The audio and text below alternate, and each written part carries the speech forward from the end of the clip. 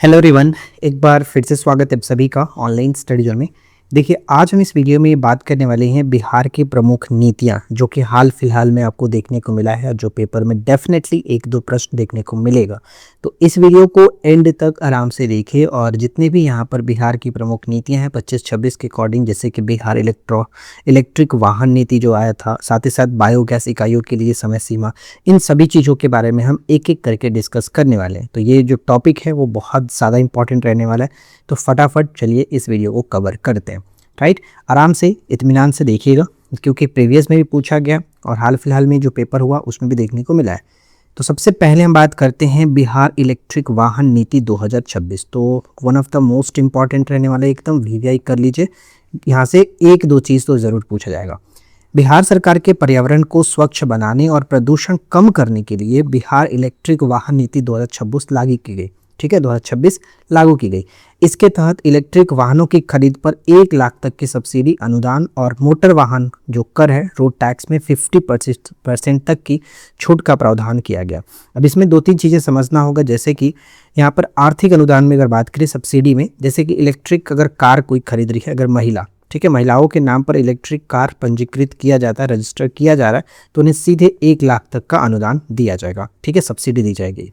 अगर वहीं पर 2 पहिया वाहन यानी इलेक्ट्रिक बाइक या फिर स्कूटी सामान्य वर्ग के यानी ओबीसी जनरल वाले जो लोग हैं, अगर वो खरीदते हैं तो उनको लाभार्थियों को 10,000 रुपये, और अगर SC/ST वर्ग के लाभार्थियों को 12,000 की वित्तीय सहायता मिलेगी। ठीक है, वहीं पर तीसरा पॉइंट देखने को मिलेगा कि मालवाहक 3 पहिया यानी इलेक्ट्रिक जो ऑटो है, सामान्य वर्ग के लोगों को 50,000 और SC/ST वर्ग के लोगों को 60,000 तक की सब्सिडी दी जाएगी। तो देखिए, इसमें जो कैटेगरी वाइज करके बताया गया है वो भी आपको याद रखना है। राइट, कर में छूट की बात करें, टैक्स रिलीफ में बिहार में पंजीकृत होने वाले सभी इलेक्ट्रिक वाहनों पर मोटर वाहन कर में सीधे 50% तक की भारी छूट दी जाएगी। राइट, अब सबसे इंपॉर्टेंट जो रहेगा इस इलेक्ट्रिक नीति 2026 का, वो है लक्ष्य। अब इस लक्ष्य में ये बोला गया है कि इस नीति का लक्ष्य वर्ष 2030 तक राज्य में पंजीकृत होने वाले कुल वाहनों में, यानी जितने भी जो भी वाहन खरीदे जाएंगे पूरे राज्य में, उसमें से 30% 2030 तक राज्य में पंजीकृत होने वाले कुल वाहनों में 30% वाहनों को इलेक्ट्रिक वाहन का मतलब करने का लक्ष्य है, जिससे सालाना 10 करोड़ लीटर पेट्रोल डीजल की बचत होगी। मतलब ये सरकार की इस नीति का मेन पॉलिसी जो है, मतलब मेन जो फोकस है वो यही था कि 2030 तक 30% कम से कम राज्य में इलेक्ट्रिक वाहन हो। राइट, तो ये सारा डाटा आपको ध्यान में रखना है। इसके बाद नेक्स्ट हम पॉइंट पे आते हैं और इसमें अगला है बिहार सेमीकंडक्टर नीति 2026। देखिए, सेमीकंडक्टर नीति 2026 की अगर हम बात करें तो इसका प्राथमिक उद्देश्य कि पटना को पूर्वी भारत का सबसे बड़ा टेक हब जो है, टेक हब बनाना है। 7 निश्चय 3 के संबंध में अगर देखा जाए तो ये बिहार सेमीकंडक्टर नीति, जिसके तहत राज्य को एक समृद्ध टेक और औद्योगिक हब बनाना है, और वही ये आगामी 7 निश्चय 3 यानी किसके संबंध में आता है, तो 7 निश्चय 3 का समृद्ध उद्योग सशक्त बिहार की परिकल्पना को पूरा करता है। हो सकता है ऐसे भी पूछा जाए कि बताइए कि जो बिहार का सेमीकंडक्टर नीति 2026 है उसका संबंध 7 निश्चय 3 के किस भाग से है, तो आपको याद रखेंगे समृद्ध उद्योग सशक्त बिहार। इससे पहले मैंने आपको 7 निश्चय 3 वाला अभी टॉपिक हाल फिलहाल में कराया था, आप उसे देख लेना। राइट, देखो आप लोग MCQ का डिमांड बिल्कुल भी नहीं कर रहे हो, और जितने भी मैं MCQ वीडियो प्रोवाइड करा रहा हूँ उस पर बिल्कुल भी आपका रिस्पांस नहीं रह रहा, इसलिए मुझे MCQ कराने का फिलहाल कोई मन ही नहीं कर रहा, क्योंकि आप लोग का रिस्पांस देख करके मुझे पता चल जा रहा है कि आप लोग MCQ में कोई इंटरेस्ट नहीं रख रहे हो। वरना मैं करंट अफेयर्स का MCQ आपको प्रोवाइड करा रहा था, आप उसे देख सकते थे, लेकिन नहीं देख रहे हो। नेक्स्ट आता है कि पूंजीगत सब्सिडी। पूंजीगत सब्सिडी की बात करें यानी कैपिटल सब्सिडी, केंद्र सरकार के प्रोत्साहन के अतिरिक्त बिहार सरकार कंपनियों को 20% की अतिरिक्त पूंजीगत सब्सिडी देगी। इसके तहत साथ ही साथ यहाँ पर एक चीज़ और पढ़ेंगे, आर्थिक व रोजगार लक्ष्य ऐसा रखा गया है कि अगले 5 वर्षों में, मतलब बिहार सेमीकंडक्टर नीति 2026 के अंतर्गत ऐसा लक्ष्य रखा गया कि अगले 5 वर्षों में 25,000 करोड़, ठीक है, 25,000 करोड़ का निवेश आकर्षित करना है, और 2 लाख से अधिक प्रत्यक्ष या फिर अप्रत्यक्ष रोजगार के अवसर पैदा करना है। तो कथन के फॉर्मेट में ऐसा क्वेश्चन बन सकता है। तो कितने लोग चाहते हैं कि मैं इस टॉपिक पर, पार्टिकुलर इस टॉपिक पर MCQ आपको प्रोवाइड कराऊं? देखते हैं कितने लोग एक्साइटेड हैं, फटाफट कमेंट करना। फिर आता है सस्ती बिजली और पानी। देखो इस नीति के अकॉर्डिंग ये भी बताया गया है कि अगले 10 वर्षों के लिए उद्योगों को बढ़ावा देने के लिए प्रति रुपए मतलब 5 रुपये प्रति यूनिट, 5 रुपये प्रति यूनिट के दर से बिजली और 4 रुपये प्रति घन मीटर की दर से औद्योगिक पानी उपलब्ध कराया जाएगा। ठीक है, अगले 10 वर्षों के लिए ऐसा बताया जा रहा है, राइट। फिर आता है कि कुशल कार्यबल स्किल डेवलपमेंट। आईआईटी पटना जैसे शीर्ष संस्थानों के सहयोग से अगले 5 वर्षों में 50,000 सेमीकंडक्टर पेशेवर यानी जो प्रोफेशनल्स होंगे उनका एक समर्पित कार्यबल तैयार किया जाएगा। तो जितने भी डाटा यहाँ पर बताया जा रहा है इन सभी को आप अच्छे से याद रखने की कोशिश करना, क्योंकि कथन के रूप में कुछ ना कुछ पूछा जा सकता है, राइट। तो बिहार सेमीकंडक्टर नीति बहुत इंपॉर्टेंट है, साथ ही साथ बिहार इलेक्ट्रिक वाहन नीति बहुत इंपॉर्टेंट है। अब आते हैं तीसरे पॉइंट पर, बायोगैस इकाइयों के लिए समय सीमा क्या रखा गया। ध्यान दीजिए कि बिहार में बायोगैस इकाइयाँ विशेषकर कंप्रेस्ड बायोगैस यानी सीवीजी संयंत्रों की स्थापना और वित्तीय सहायता के लिए बिहार सरकार ने बिहार बायोफ्यूल्स उत्पादन प्रोत्साहन नीति 2023 में संशोधन कर महत्वपूर्ण समय सीमाएं निर्धारित की हैं। स्टेज फर्स्ट क्लियरेंस की बात करें तो सीबीजी इकाइयों के लिए स्टेज 1 क्लियरेंस हेतु आवेदन करने की अंतिम तिथि 31 मार्च 2027 कर दी है। साथ ही साथ इसके लिए ये ध्यान रखिएगा कि इसके लिए आपको उद्योग विभाग के सिंगल विंडो क्लियरेंस पोर्टल पर आवेदन करना होगा। इसके बाद अगर हम यहाँ पर देखें तो देखिए वित्तीय स्वीकृति की बात करें यानी फाइनेंशियल अप्रूव्ड जो होगा अप्रूवल होगा, प्रोत्साहन और सब्सिडी प्राप्त करने के लिए वित्तीय स्वीकृति का आवेदन भी 31 मार्च 2028 तक या फिर इससे पूर्व किया जाना आवश्यक होगा, राइट। फिर आता है भूमि आवंटन। देखिए भूमि आवंटन यानी उद्योग विभाग जो है, ये भूमि आवंटन उद्योग विभाग बियाडा जो है, याद रखिएगा बियाडा के संबंध में क्वेश्चन पूछा जा सकता है। इसकी स्थापना या फिर इसका full form Bihar industrial area development authority होता है। इसकी स्थापना 1974 में किया गया था। अब बियाडा के द्वारा ये कहा जा रहा है कि भूमि आवंटन जो है के लिए किए गए आवेदनों का निष्पादन आगामी 7 दिनों में यानी 7 वर्किंग डेज में किया जाएगा। तो ये एक तरह से याद रखिएगा, इंपॉर्टेंट रहेगा। आई होप यहाँ तक कोई दिक्कत नहीं है। नेक्स्ट आता है जो कि देखेंगे आत्मनिर्भर बिहार का लक्ष्य। देखिए आत्मनिर्भर बिहार का लक्ष्य के अंतर्गत क्या कह रहा है कि बिहार बजट में राज्य को आत्मनिर्भर बनाने का जो लक्ष्य है वो 2030 तक ऐसा रखा गया। बिहार बजट में बोला गया था कि बिहार को आत्मनिर्भर बनाने का लक्ष्य 2030 तक रखा गया और इसके तहत प्रति व्यक्ति आय बढ़ाना और युवाओं को 1 करोड़ रोजगार देने की बात भी कही गई है 7 निश्चय योजना से ऐसा जुड़ा हुआ। तो ये एक तरह से याद रखेंगे। देखिए इसके बाद हमारा नेक्स्ट जो पॉइंट कह रहा है कि मुख्यमंत्री उद्यमी योजना, राइट। मुख्यमंत्री उद्यमी योजना 2026 के अंतर्गत देखा जाए तो इसके तहत युवाओं, महिलाओं, अनुसूचित जाति, जनजाति और अति पिछड़ा वर्ग के उद्यमियों को नया उद्योग शुरू करने के लिए अधिकतम 10 लाख रुपए की प्रोत्साहन राशि मिलेगी। अब इसमें ये देखना है जैसे कि 5 लाख का अनुदान जो है वो माफ़ होगा, जैसे 10 लाख जो दी जाएगी उसमें 5 लाख का अनुदान माफ़ होगा और 5 लाख का बिना ब्याज का लोन यानी एक तरह से 84 किस्तों में चुकाने योग्य मिलेगा। अब इसमें और भी एक्स्ट्रा जो चीज़ें हैं जैसे योजना की मुख्य बातें याद रखेंगे। इसमें जो कौन एलिजिबल है तो बिहार के स्थायी निवासी होने चाहिए, साथ ही साथ 18 से 50 वर्ष के बीच उम्र होना चाहिए और ब्याज दर जो है किस तरह से डिस्ट्रीब्यूट किया गया वो देख लीजिए।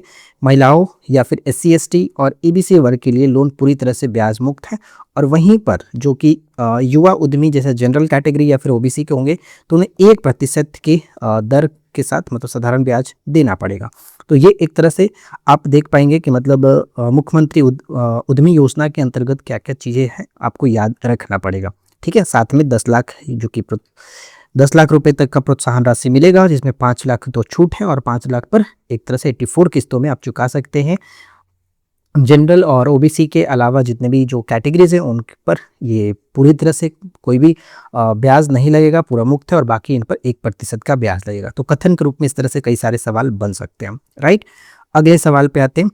नेक्स्ट यहाँ पर बन सकता है 7 निश्चय 2 जो सिंचाई के लिए, खास करके सिंचाई, मैं 2 की बात कर रहा हूँ, 7 निश्चय 2 की सिंचाई, ठीक है, जो कि 7 निश्चय 2 योजना चलाई थी 2020 से 2025 तक था और इसमें एक सिंचाई के बाद जो था वो इस योजना के अंतर्गत हर खेत तक सिंचाई का पानी पहुंचाने का जो लक्ष्य है 2026 तक रखा गया। तो ये आपको याद रखना है 2026 तक।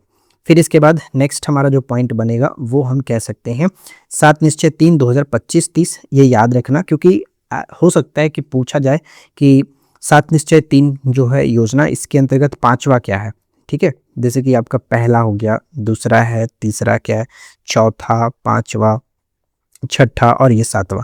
तो इस तरह से कुछ भी पूछा जा सकता है। तो इन सातों को आप एज इट इज इसी तरह से याद रखेंगे। पहला आता है दुगना रोजगार दुगनी आय, समृद्ध उद्योग सशक्त बिहार, कृषि में प्रगति प्रदेश की समृद्धि, उन्नत शिक्षा उज्जवल भविष्य, साथ ही साथ सुलभ स्वास्थ्य सुरक्षित जीवन, मजबूत आधार आधुनिक विस्तार, सबका सम्मान जीवन आसान। तो ये सातों जो है याद रखना है और इस पर मैंने अलग वीडियो आपको दिया है, तो अगर आपने नहीं देखा है तो देख लीजिएगा, बहुत इंपॉर्टेंट वीडियो है वो। फिर इसके बाद नेक्स्ट सवाल पे आते हैं और अगला सवाल ये कह रहा है कि हर घर गंगा जल योजना, हर घर गंगा जल योजना 2.0, इसमें क्या है भाई, इसको देख लेते हैं। इसमें कह रहा है कि यह वर्ष 2026 में इस योजना के पाइपलाइन नेटवर्क का विस्तार जो है वो गया और बोधगया, ठीक है, गया और बोधगया तक किया जाएगा। वर्तमान में यह नालंदा आदि क्षेत्रों में कार्यरत है, राइट। अब यहाँ पे देखिए कि हर घर गंगा जल योजना जो है गंगा के बाढ़ के पानी को शुद्ध कर राजगीर और गया जैसे शहरों में पहुंचाने और बिहार सरकार की एक प्रमुख पहल है, राइट, ठीक है।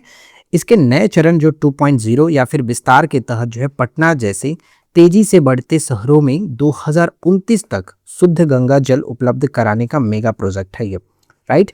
फिर इसके बाद नेक्स्ट देखेंगे कि यह योजना बिहार सरकार की जल जीवन हरियाली योजना का ही एक तरह से हिस्सा है।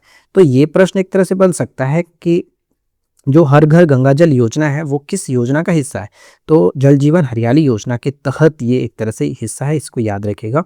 फिर यहाँ पे कह सकते हैं जो है कि जिसे मुख्यमंत्री नीतीश कुमार जी के द्वारा शुरू किया गया था। हर घर गंगा जल के अलावा भारत सरकार ने जल जीवन मिशन 2.0 को दिसंबर 2028 तक बढ़ा दिया है, जिसके तहत देश भर के सभी ग्रामीण परिवारों को नल जल कनेक्शन उपलब्ध कराने का लक्ष्य रखा गया, राइट। अगला सवाल नेक्स्ट कह रहा है कि स्टूडेंट क्रेडिट कार्ड योजना। देखो स्टूडेंट क्रेडिट कार्ड योजना की अगर बात करें तो बिहार स्टूडेंट क्रेडिट कार्ड योजना के तहत 12वीं पास छात्रों को उच्च शिक्षा के लिए राज्य सरकार 4 लाख रुपए तक की शिक्षा ऋण प्रदान करेगी, 4 लाख रुपए तक। अब इसमें क्या होगा, इस योजना के तहत सामान्य वर्ग के आवेदकों को अधिकतम 4 लाख रुपए की शिक्षा जो है वो 4% ऋण के साथ, ध्यान रखिएगा 4% ऋण के साथ दिया जाएगा। जबकि यहाँ पर पढ़ेंगे कि महिलाओं, दिव्यांगों और ट्रांसजेंडर आवेदकों को केवल 1% ब्याज पर ये जो कि ऋण 4 लाख की बात की जा रही है वो दिया जाएगा।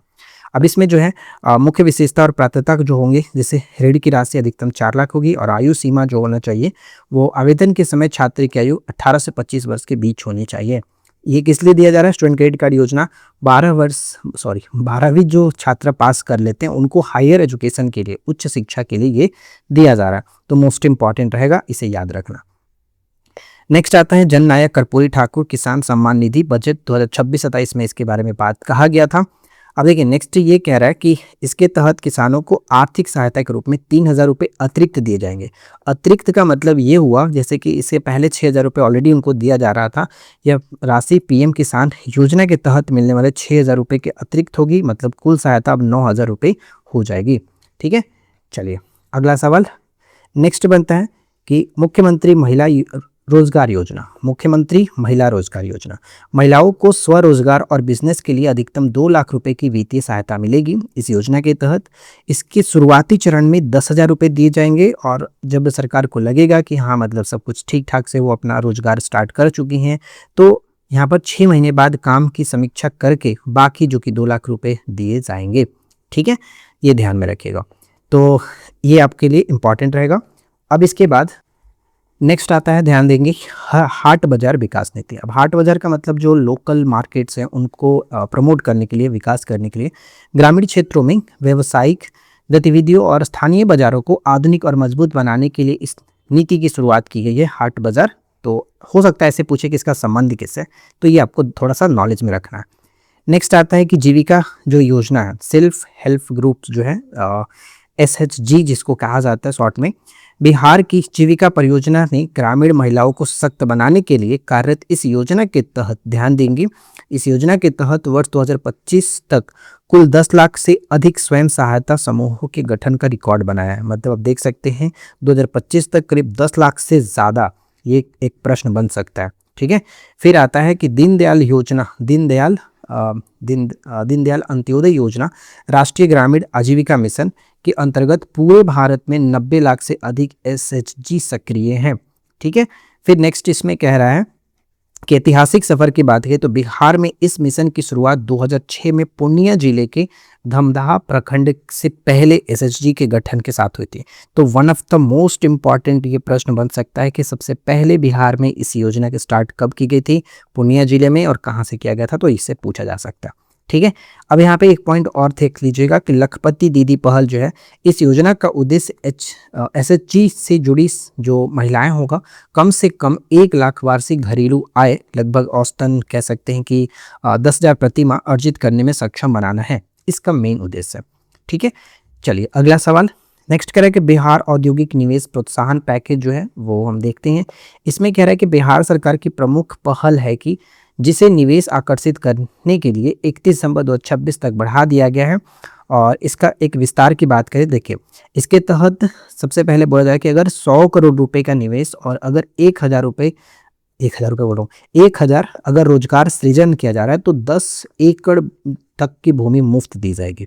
मतलब ऐसा का सरकार का कहना है कि अगर कोई निवेश कंपनी जो है अगर यहाँ पर 100 करोड़ रुपए का निवेश करती है, कोई कंपनी स्टार्ट करती है और वो साथ ही साथ 1,000 रोजगार सृजन करती है तो उसे 10 एकड़ तक की भूमि जो है वो मुफ्त मिलेगी। ठीक है, निःशुल्क भूमि की अगर बात करें, जैसे कि अगर साथ ही साथ अगर जैसे कि यहाँ पर 100 करोड़ की बात की गई थी, अगर वो 1,000 करोड़ रुपए से अधिक के निवेश करते हैं तो यहाँ पर 25 एकड़ तक की भूमि उनको मुफ्त मिलेगी। तो ये आपको याद रखना है कि कितने करोड़ पर निवेश पर कितना मुफ्त की बात की गई है बिहार औद्योगिक निवेश प्रोत्साहन योजना के अंतर्गत। ठीक है, देखिए यहाँ पर दोनों पॉइंट लिखा गया।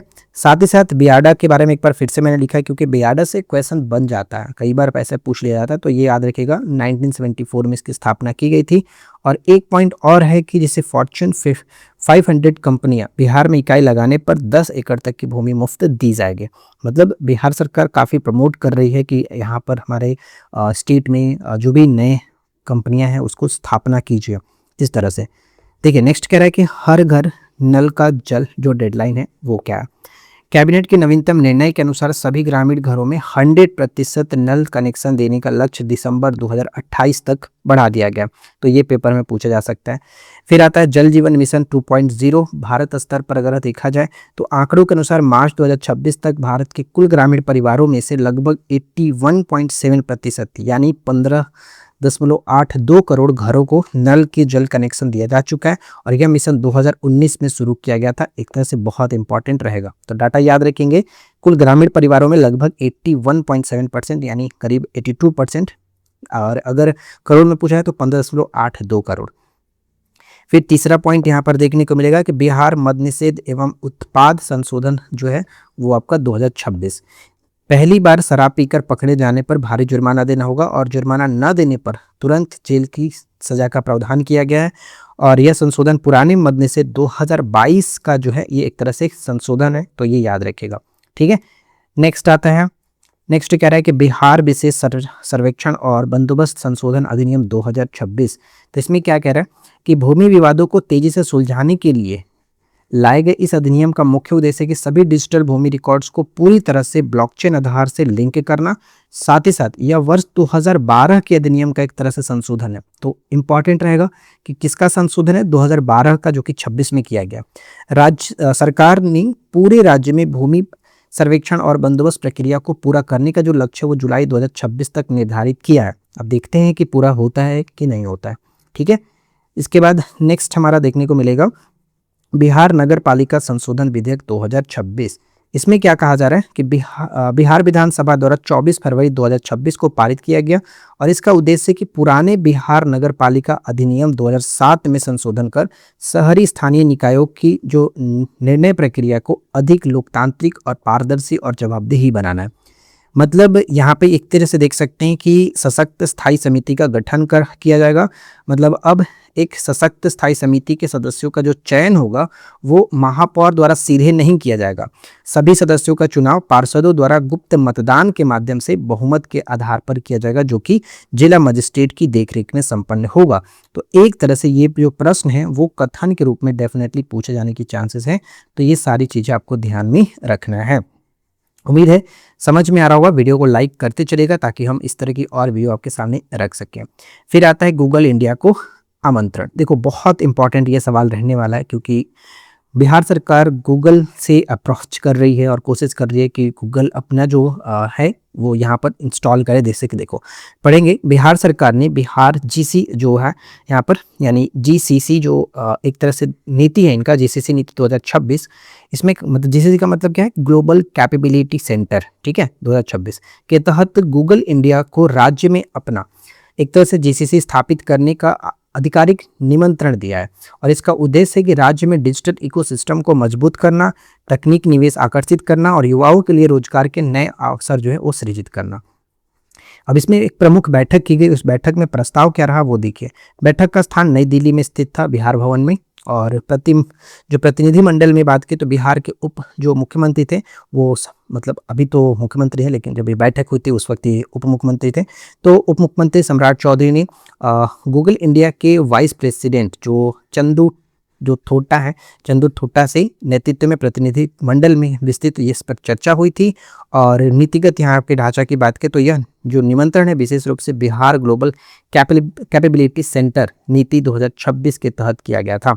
तो एक तरह से आप देख पाएंगे कि मतलब बिहार सरकार पूरी कोशिश कर रही है इस तरह से कि गूगल अपना जो एक सेंटर, कोई भी सेंटर जो हो वो बिहार में स्टैब्लिश करे इस तरह से।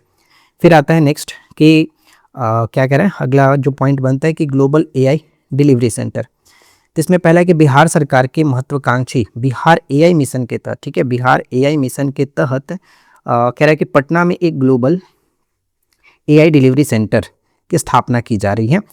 पटना में, कहाँ पर, तो पटना में, ये ध्यान रखिएगा, पटना में। इस ऐतिहासिक पहल के लिए एआई और advance analytics company tiger analytics, ठीक है, टाइगर एनालिटिक्स को मुख्य उद्योग भागीदार चुना गया। तो ये याद रखेंगे, टाइगर एनालिटिक्स, ठीक है। Global AI delivery hub Patna में खुलने वाले इस अत्याधुनिक हब में शुरुआत में 200 कर्मियों की नियुक्ति की जाएगी। ये स्थानीय युवा सीधे अपने गृह राज्य से ही वैश्विक फॉर्च्यून 1000 कंपनियों के लिए उन्नत एआई समाधान विकसित करेंगे, ठीक है। साथ ही साथ देश का सबसे बड़ा AI centre of excellence IIT Patna को ज्ञान भागीदार यानी नॉलेज पार्टनर के रूप में शामिल करके राज्य में देश का सबसे बड़ा एआई सेंटर ऑफ एक्सीलेंस बनाया जा रहा है। तो ये थोड़ा आपको याद रखना है, राइट। अगले प्रश्न पे आते हैं। नेक्स्ट जो पॉइंट है वो कह रहा है कि बिहार एआई मिशन की मंजूरी। देखो ये प्रक्रिया तो स्टार्ट की गई थी नवंबर 2025 में, लेकिन इसे स्वीकृति मिली है मई 2026 में, ठीक है। मतलब बिहार आर्टिफिशियल इंटेलिजेंस मिशन को आधिकारिक तौर पर मई 2026 में स्वीकृति दी गई है। अब इसके अंतर्गत ये है कि बिहार आर्टिफिशियल इंटेलिजेंस मिशन राज्य को एआई हब बनाने के लिए एक दूरगामी पहल है। इसमें यह है कि सिंगापुर के GFTN यानी global finance and technology network के सहयोग से यह मिशन अगले 5 वर्षों में 7000 छात्रों को प्रशिक्षित करेगा। साथ ही साथ आर्यभट्ट टेक्नोलॉजी जो ऑब्जर्वेटरी है, ठीक है, के माध्यम से तकनीकी स्टार्टअप को बढ़ावा देगा। तो ये आपको याद रखना है। साथ ही साथ उद्देश्य और तकनीकी सहयोग की बात करें तो इसका मुख्य उद्देश्य बिहार को एआई का एक प्रमुख केंद्र बनाना और सरकारी प्रशासन और एआई को प्रभावी उपयोग करना है। अब इसके अंतर्गत यह सिंगापुर स्थित जो GFTN है यानी global finance and technology network के सहयोग से चलाया जा रहा है। और छात्रों के लिए कौशल विकास है कि इस मिशन के तहत 7000 स्नातक और स्नातकोत्तर छात्रों को 5 वर्षों तक उन्नत एआई प्रमाणन यानी एडवांस एआई सर्टिफिकेशन कार्यक्रम में प्रशिक्षित किया जाएगा। इसके अलावा ये कह रहा है कि विधायकों और अधिकारियों का प्रशिक्षण भी किया जाएगा। मतलब राज्य के मंत्रियों, विधायकों और विधान पार्षदों और उनकी सरकारी अधिकारियों को भी एआई के उपयोग और महत्व के अवगत कराने हेतु प्रशिक्षित किया जाएगा। मतलब सबको पता चलना चाहिए कि भाई एआई क्या है, एआई से क्या क्या चीज़ें की जा सकती हैं, इसलिए। फिर यहाँ पर पढ़ेंगे कि आर्यभट्ट टेक्नोलॉजी ऑब्जर्वेटरी जो स्टार्टअप को बढ़ावा देने के लिए आर्यभट्ट टेक्नोलॉजी ऑब्जर्वेटरी नाम से एक एआई और क्वांटम सक्षम जो डिजिटल सैंडबॉक्स स्थापित किया जाएगा, जिसमें 100 से अधिक स्टार्टअप को जोड़ा जाएगा। मतलब एक तरह से बिहार एआई मिशन पर काफ़ी अच्छा जो कि काम कर रहा है और इस तरह में बहुत सारी चीज़ें इसमें बताई गई हैं। तो कहीं ना कहीं पेपर के लिए कुछ ना कुछ पूछा जाने की चांसेस हैं। अगले सवाल पे आते हैं और इसमें नेक्स्ट जो पॉइंट कह रहा है कि बिहार नवीकरणीय ऊर्जा स्रोत जो संवर्धन नीति 2025 है। इसमें देखिए कि इस नीति के तहत बीते वर्ष 2030 तक राज्य में 24 गीगावाट नवीकरणीय ऊर्जा क्षमता स्थापित करने का लक्ष्य है और साथ ही साथ 6100 मेगावाट प्रति घंटे, ठीक है, प्रति घंटे ऊर्जा भंडारण क्षमता का भी लक्ष्य रखा गया है। तो हो सकता है कुछ भी पूछा जाए, 24 गीगावाट या फिर प्रति घंटा पूछा सकता है, तो दोनों याद रखिएगा। इसके बाद नेक्स्ट है कि बिहार नवीकरणीय ऊर्जा 2025। इसमें है कि इसके अंतर्गत बिजली शुल्क में छूट मिलेगा। यह प्रावधान बिहार नवीकरणीय ऊर्जा 2025 के तहत किया गया। इसके तहत कैप्टिव और ओपन एक्सेस उपभोक्ताओं को परियोजना के चालू होने की तारीख से 15 वर्षों की अवधि के लिए, ध्यान रखिएगा, जब भी ये स्टार्ट हो जाएगा तो उसे 15 वर्षों की अवधि के लिए बिजली शुल्क जो कि 100% छूट दी जाएगी। इसमें क्या है कि बिहार सरकार द्वारा इस नीति के तहत अन्य जो प्रोत्साहन दी जा रही है वो इस तरह से, इस जीएसटी जो है यानी स्टेट जीएसटी में छूट मिलेगा। नवीकरणीय ऊर्जा परियोजनाओं और इलेक्ट्रिक वाहन चार्जिंग स्टेशनों के विकास से जुड़ी जो भी सामग्रियां पर 5 वर्षों तक राज्य जीएसटी होगा, यानी जो स्टेट जो जीएसटी होगा उसमें 100% की छूट दी जाएगी। साथ ही साथ ये कह रहा है कि स्टाम्प शुल्क की वापसी, परियोजना के लिए आवश्यक औद्योगिक भूमि या फिर शेड की पहली बार बिक्री पट्टे पर लगने वाले स्टाम्प शुल्क और पंजीकृत शुल्क 100% प्रतिपूर्ति की जाएगी। तो मतलब बिहार गवर्नमेंट इस बार काफ़ी जो कि एक्शन ले रही है। चलो देखते हैं नेक्स्ट पॉइंट क्या कह रहा है कि अनुसंधान और विकास आरडी बजट। अब इसमें क्या कह रहा है कि तकनीकी नवाचार और अनुसंधान को बढ़ावा देने के लिए बिहार अक्षय ऊर्जा विकास एजेंसी यानी ब्रेडा जैसे कि Bihar renewable energy development agency, जिसकी स्थापना 1987 में की गई थी, और हमने बियाडा के बारे में बताया था 1974, वो दोनों याद रखेगा, अपने कुल बजट का 5% हिस्सा जो कि रिसर्च के लिए निर्धारित किया है। बिहार की प्रमुख हरित ऊर्जा जो पहल लक्ष्य 2030 है, यानी नई पॉलिसी फॉर, यहाँ पर देख सकते हैं कि नई Bihar policy for promotion of Bihar new and renewable energy sources 2025 के तहत राज्य सरकार का लक्ष्य 2030 तक 22 गीगावाट और उच्च क्षमता हासिल करना है। राज्य सरकार नई बिहार नवीकरणीय ऊर्जा नीति 2025 जैसी विशिष्ट नीतियों के माध्यम से एक बड़ी नवीकरणीय ऊर्जा क्षमता 2030 तक 22 गीगावाट सौर ऊर्जा का लक्ष्य बना रही है। इसके बाद अगला सवाल कह रहा है कि बिहार सिविल जो न्यायालय विधेयक 2026 है उस पर नजर डालते हैं। 24 फरवरी 2026 को बिहार विधानसभा द्वारा पारित बिहार सिविल जो न्यायालय है विधेयक 2026 की बात करें तो इसके अंतर्गत देखिए राज्य के नागरिक न्यायालय ढांचे में एक बड़ा सुधार किया गया। इस विधेयक ने ब्रिटिश काल के करीब 139 वर्ष पुराना बंगाल, आगरा और असम सिविल कोर्ट अधिनियम 1887 को पूरी तरह से समाप्त कर दिया है।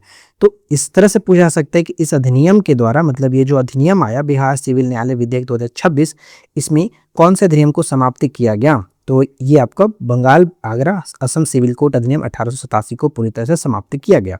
ठीक है, इसमें नेक्स्ट ये है कि ऐतिहासिक संदर्भ की बात करें तो 1887 का कानून पिछले 114 वर्षों से बिहार में अधीनस्थ यानी निचली अदालतों के लिए नियंत्रित कर रहा था। उद्देश्य क्या है? अब इसका उद्देश्य देखिए कि इस नए कानून का लक्ष्य बिहार में न्यायिक ढांचे को सुधार, मतलब नए ढांचे को आधुनिक बनाना, मामलों के त्वरित निपटारे को सुनिश्चित करना और न्यायिक प्रशासन को सुव्यवस्थित करना है। ठीक है, साथ ही साथ यहाँ पे देखेंगे कि न्यायाधीशों की नियुक्ति, निचले न्यायालय के न्यायाधीशों की नियुक्ति पटना उच्च न्यायालय के परामर्श से की जाएगी। ये भी एक तरह से यहाँ पर इसमें सुधार किया गया। अगला पॉइंट क्या कह रहा है? नेक्स्ट है कि बिहार जैव ईंधन नीति 2025। अभी सब्सिडी के बारे में बात है, ध्यान से देखिए कि बिहार जैव ईंधन प्रोत्साहन उत्पादन प्रोत्साहन नीति संशोधन नीति जो है, यानी कि Bihar biofuels production promotion policy के तहत संयंत्र और मशीनरी की लागत पर सामान्य वर्ग के उद्यमियों को 15% अधिकतम 5 करोड़ रुपए मतलब सब्सिडी मिलेगी, और साथ ही साथ विशेष आरक्षित श्रेणियां जैसे महिलाओं, SC ST EBC और दिव्यांग आदि को 15.75% अधिकतम 5.25 करोड़ रुपए की वित्तीय पूंजीगत सब्सिडी दी जाएगी। तो ये दोनों डाटा याद रखना है, 15% और 15.75%। अब इस नीति का अन्य जो लाभ की बात करें, जैसे कि यहाँ पे कह रहा है कि भूमि पट्टा यानी जो लैंड लीज है, बिहार औद्योगिक क्षेत्र विकास जो प्राधिकरण है बियाडा द्वारा संपीड़ित बायोगैस CBG इकाइयों के लिए चयनित औद्योगिक क्षेत्र में 25% तक औद्योगिक भूमि 30 साल के पट्टे पर केवल 75,000 रुपये प्रति एकड़ प्रति वर्ष की दर से प्रदान की जाएगी। तो ये दोनों याद रखेंगे, 25% तक औद्योगिक भूमि 30 साल के पट्टे पर केवल 75,000 रुपये की प्रति एकड़ जो कि दी जाएगी सब्सिडी के रूप में। अतिरिक्त छूट की बात करें तो स्टाम्प शुल्क, पंजीकरण शुल्क और भूमि स्थानांतरण शुल्क जो है 100% की छूट इसमें देने को बात की गई है। फिर नेक्स्ट आता है कि समय सीमा विस्तार। सीबीजी इकाइयों के लिए सिंगल विंडो क्लियरेंस पोर्टल के माध्यम से स्टेज 1 मंजूरी की जो समय सीमा है 31 मार्च 2027 और वित्तीय अनुमोदन की समय सीमा 31 मार्च 2028 तक बढ़ा दी गई है। तो कुल मिलाकर आपको ये सारी चीज़ें याद रखना है। चलिए अब आते हैं हमारे लास्ट जो कह रहा है बिहार सेमीकंडक्टर नीति। अच्छा, ये तो मैंने आपको ऊपर में बताया था, बिहार सेमीकंडक्टर नीति के बारे में सब कुछ ऊपर हमने बात किया था, एक बार देख लेते हैं। देखो कह रहा है कि बिहार सेमीकंडक्टर नीति 2026 लागू की, जिसका मतलब लक्ष्य है राज्य को 2030 तक पूर्वी भारत का एक प्रमुख टेक्नोलॉजी और चिप निर्माण हब बनाना। और इस नीति के तहत 25,000 करोड़ रुपए का निवेश आकर्षित करने और साथ साथ 2 लाख से अधिक रोजगार सृजित करने का लक्ष्य इस तरह से रखा गया। साथ ही साथ इसमें भूमि संबंधी लाभ जो है वो कह रहा है कि अनुमोदन परियोजनाओं को परियोजना लागत के प्रति 100 करोड़ पर मात्र 1 रुपए की टोकन राशि में 1 एकड़ मतलब भूमि दी जाएगी। मतलब मैंने आपको बताया था ना कि कहने का मतलब है कि अगर 100 करोड़ का निवेश करते हैं और 1000 अगर वो रोजगार उपलब्ध कराते हैं तो उन्हें 10 एकड़ भूमि मुफ्त दी जाएगी। तो यही सब चीज़ें यहाँ पर लिखी गई थी। शुल्क में छूट, सेमीकंडक्टर इकाइयों को स्टाम्प शुल्क, पंजीकरण शुल्क और भूमि संपरिवर्तन शुल्क से पूरी तरह से छूट दी जाएगी। इसके अलावा सरकार अपने राज्यों की तुलना में 10% अधिक सब्सिडी दे रही है, अन्य राज्यों की तुलना में 10% अधिक सब्सिडी दे रही है। इसके अलावा 10 वर्षों तक कम दर पर बिजली और पानी पेटेंट प्रतिपूर्ति और जो सावधि ऋण है मतलब टर्म लोन्स पर ब्याज सब्सिडी शामिल है। और इसके अंतर्गत एक पॉइंट और है कि कौशल विकास, जैसे राज्य में सेमीकंडक्टर प्रशिक्षण केंद्र स्थापित किए जाएंगे जहां 5 वर्षों में 500 पेशेवर तैयार किए जाएंगे। तो देखो कुल मिलाकर आज की इस वीडियो में हमने बिहार की प्रमुख नीतियों के बारे में चर्चा किया। उम्मीद करता हूं कि ये वीडियो आप लोगों के लिए हेल्पफुल रही होगी। वीडियो पसंद आया हो तो लाइक एंड शेयर करें, चैनल पर पहली बार है सब्सक्राइब कर लीजिए, नोटिफिकेशन बेल आइकन को ऑल पे सेट कर लीजिए। और एमसीक्यू आप देखना चाहते हैं या नहीं देखना चाहते हैं फटाफट नीचे कमेंट करके बताओ कि किस तरह से आप एमसीक्यू देखना चाहेंगे। ठीक है, तो आज के इस वीडियो में इतना ही फ्रेंड्स, मिलते हैं नेक्स्ट क्लास में। Thanks for watching, keep learning, have a